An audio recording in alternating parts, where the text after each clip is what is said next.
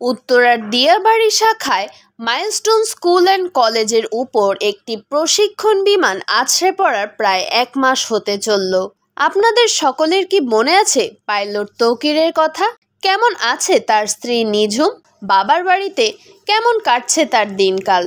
এসব বিষয় নিয়ে বিস্তারিত থাকছে আমাদের আজকের এই ভিডিওতে। Hello viewers, welcome to viral video channel. তাহলে চলুন আর দেরি না করে মূল আলোচনা শুরু করা যাক। একজন মানুষ আসলে আমাদের জীবন থেকে চলে গেলে সেই অভাব আর কোনোদিনই ঠিক পূরণ হয় না। ফ্লাইট লেফটেন্যান্ট তৌকির ইসলাম সাগরের স্ত্রী নিঝুম ইসলাম আকসার জীবন যেন এখন অনেকটাই নিঃসঙ্গ। তবুও তিনি চেষ্টা করছেন নিজেকে সামলে নিতে। মাইলস্টোনের ঘটনাটি যেদিন ঘটেছিল সে সময় থেকে বেশ কিছুদিন ধরে সোশ্যাল মিডিয়ায় ব্যাপক আলোচিত হয়েছে। প্রায় 1 বছর আগে তৌকির আর নিঝুম বিয়ে করেছিলেন। ভালো মতো তারা ঠিক সময়ও কাটাতে পারেনি। 21শে জুলাই ছিল তৌকিরের জীবনে অন্যতম একটি রোমাঞ্চকর দিন।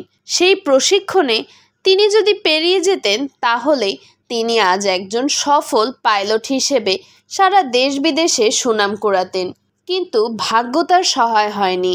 সেই প্রশিক্ষণে তিনি সফল হওয়ার আগে মুহূর্তের মধ্যেই যেন সব কিছু শেষ হয়ে গেল। আর চোখের সামনেই একটা সাজানো গোছানো সংসার নিঃশেষ হয়ে গেল। কথায় বলে স্বামী ছাড়া নারী হলো মূল্যহীন, আর একটা নারীর জীবনে তার স্বামীর গুরুত্ব অপরিসীম।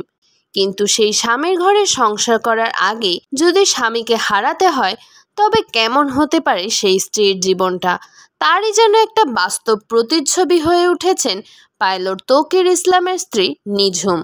তৌকিরকে হারানোর পর তার পরিবারের সদস্যরা সবাই প্রায় ভেঙে পড়েছেন। আর এই শোক সইতে না পেরে তার স্ত্রী নিঝুম প্রায় তখন অসুস্থ হয়ে পড়েছিলেন। তৌকির চলে যাওয়ার প্রায় 1 মাস হয়েছে, কিন্তু বর্তমানে নিঝুমের কী অবস্থা সেই বিষয়ে বিস্তারিত এখনো ভালোভাবে জানা যায়নি। অনেকে বলছে তিনি এখন তার বাবার বাড়িতে রয়েছেন। যা হয়ে গিয়েছে তাতে আসলে আমাদের কারোরই হাত নেই। একটা সময় পর সকলকেই দুনিয়ার মায়া ত্যাগ করে চলে যেতে হবে, আর এটাই হচ্ছে প্রকৃতির নিয়ম। মাইলস্টোনের এই ঘটনাটি নিয়ে তদন্ত বাহিনীর যে কমিটি গঠন হয়েছিল তাদের যে পূর্ণাঙ্গ প্রতিবেদন সেটা কিন্তু এখনো প্রকাশিত হয়নি। সেই তদন্তের রিপোর্ট যে কবে প্রকাশিত হবে সেটা আদৌ আমরা কেউ জানি না। সো ভিউয়ার্স, আজকের এই ভিডিও এই পর্যন্তই। ভিডিওটি দেখে আপনাদের কি মতামত সেটা কমেন্ট বক্সে জানাতে একদমই ভুলবেন না। আর যারা আমাদের চ্যানেলে নতুন, চ্যানেলটাকে সাবস্ক্রাইব করে রাখবেন। এতে আমরা যখনই কোনো লাইভে আসব কিংবা ভিডিও আপলোড করব সেটার নোটিফিকেশন চলে যাবে আপনাদের কাছে। পরবর্তী ভিডিও দেখার জন্য সকলকে আমন্ত্রণ রইল।